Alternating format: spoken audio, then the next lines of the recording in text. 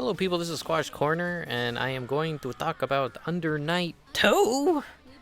And the beta happened a few weeks ago, and I'm going to say my thoughts overall. So Under Night, the first one, came out like 2012, it's pretty old, and over years it got updated. I feel like what Under Night and like Marvel have in common is that these games, the combos are pretty nuts. Like, you're kind of just sitting there and you're watching a whole string. It's like watching a cutscene, you know? And the execution to do it, it's not really that easy to do either. It's very big boy game. That might not be a good word to describe it, but it's very big boy. It's very traditional. If you're a fighting game fanatic, this is like what we crave. The issue with Marvel, though, and the issue with Under Night for the longest time, is that the internet was horrible. It was terrible. It had delay-based netcode, and these games have been having delay-based netcode forever. So now, part 2 is the redemption of having Rollback, which is good online. And not just that, but it's a cute, fresh coat of paint for the series as well. The new artwork is so lovely, and I'm pretty sure the character sprites, something about them look a tiny bit different. I'm pretty sure there's just more polish to it. But it's such a pretty game. It's so good. Everything about it is so good. But all good things, there's always an issue. And what is the issue? Well, let's see. This game, from my knowledge, is not free. And it's like, well, all fighting games are not free, silly Billy. And it's like, that is true. But Under Night, like, behind Under Night is probably Melty Blood. Of these games are very niche oriented. Like, a small group of people play these and are very passionate about it. If you try to get your friend into it, it's probably not going to be very easy to do that, especially selling them a $50 game. And this is the thing too, this game is very similar to the first one. Like, the game is not 100% released yet. We only played the beta, but from like playing it, it felt like a nice fresh coat of paint from the first game. Like, nothing really new happened besides like a few new characters, and that's practically it. The thing is like, if you're somebody who played the original and loved it, a fresh coat of paint is honestly like, that is all I wanted. I fucking love Under Night because like all the, the combos feel good, the movement feels good. It's so, I love the character designs. I love the purple aesthetic of it. It's just so, I love it. And doing combos in that game is very fun, is very fluid. And the mechanics are it's kind of complex, but once you get it, it's like, wow, this is fucking genius. This is amazing. I love it. It's so big boy, and it's such a big boy game for big boys and old people. But this is the problem. Because you're selling this game the way it is, which, somebody like me, I love it, it's not going to get new players in. Don't see the selling point for anybody who is new to the series besides their curiosity peaking. So I kind of want to think about Under Night, then think about Granblue for a bit, right? So Granblue is very niche too, but I feel like Granblue's doing, like, Granblue 2, technically, Granblue Rising, is doing a very good job trying to get new people in. And how so? They have like this weird Fall Guys thing going on. They got a story mode. They added the rollback. And this is the big seller. This is the big kicker. The game is free.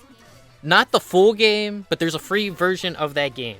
So I stream fighting games, and occasionally I have people being like, oh, I want to try Strive, but I don't have money. I want to try this game, but I don't have money. And it's fine if you don't have money, because fighting games are very expensive.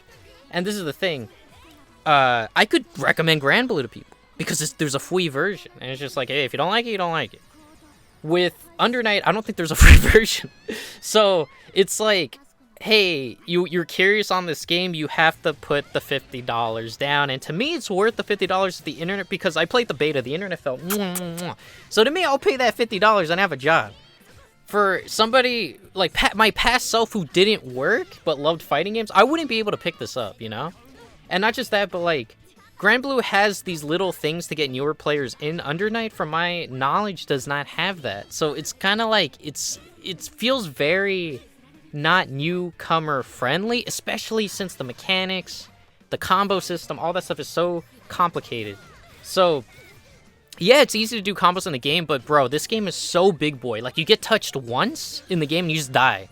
2 exchanges, you die. Somebody, you know, like gets good Oki on you, it's over. Oh, you don't know how to deal with this character, you're probably not going to even touch them once. Getting perfected in this game and like Marvel is perfectly like normal. And we're living in a world too where that's not, so many games like, you know, like Street Fighter 6, Strive, they're a little more newer friendly. Like shit like that doesn't, it happens, but like the getting perfected and stuff like that happens.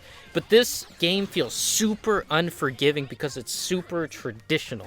So honestly, like from everyone having TikTok brain, you know, people don't like losing more than ever. In my opinion, that's what it comes off as.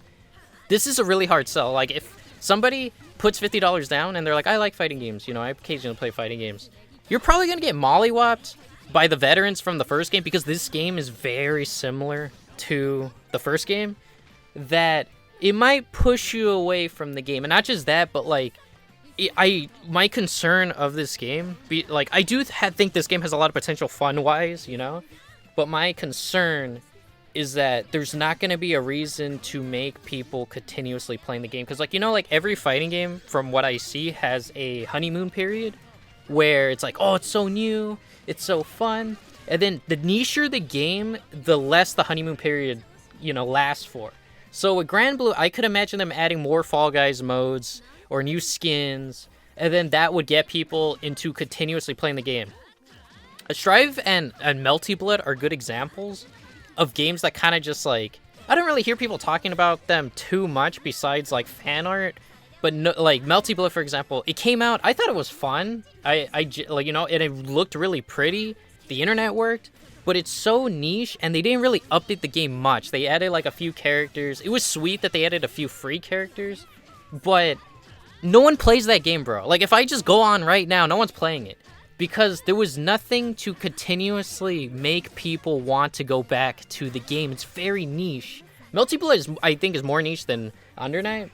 But with Under Night, I have a feeling it's going to fall through that same trap where they're not getting people a reason to continue going back unless they add like new characters regularly. But I don't see them doing that just because they didn't really do that too much with Melty Blood. Yeah, they added a few characters, but there was like no real reason to play the game unless you really love the game and strive to get better.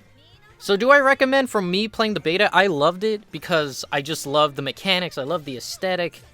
Under Night is so good, and this is the thing, I couldn't really enjoy it to its fullest potential for the first game because of the internet sucked.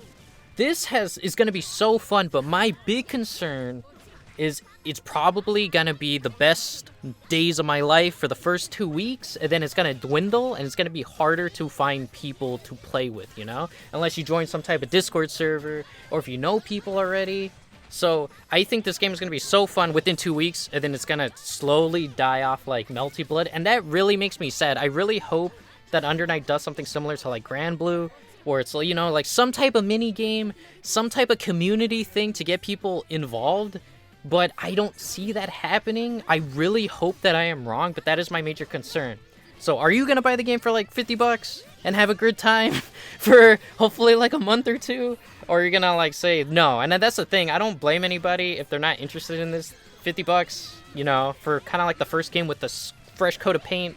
To me, I could see why it's a hard sell. But I am looking forward to the game because, damn, dude, I fucking miss the first Under Night. And this actually being playable with good rollback netcode is like a dream come true to me, but, you know, that's just me. So, alright, that's all I really have to say. Thank you and goodbye.